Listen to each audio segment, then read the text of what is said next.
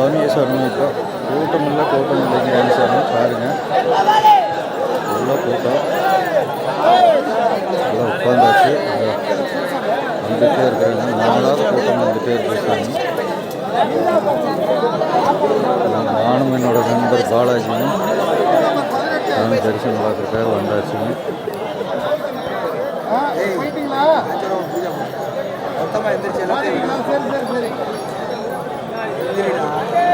கூட்டம் பயங்கரமாக கட்டுக்கடங்காத கூட்டமாக இருக்குது. அடைச்சடைச்சு விடுறதுனால தான் கூட்டம் அதிகமாக இருக்குது. சாமி தரிசனம் பார்க்குறதுக்கு நாங்கள் 3 மணிக்கு வந்தவங்க பம்பைக்கு.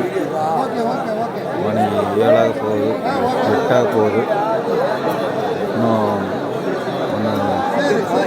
தரிசனம் கிடைக்கல சாமி. லைனில் தான் இருக்கோம். அடைச்சடைச்சு தான் விடுறாங்க. டைம் பார்த்து வந்துருக்குங்க சாமி. நைட் டைமில் வந்தீங்கன்னா தரிசனம் பார்த்துக்கலாம் காலையில். சாமியே சரணம்.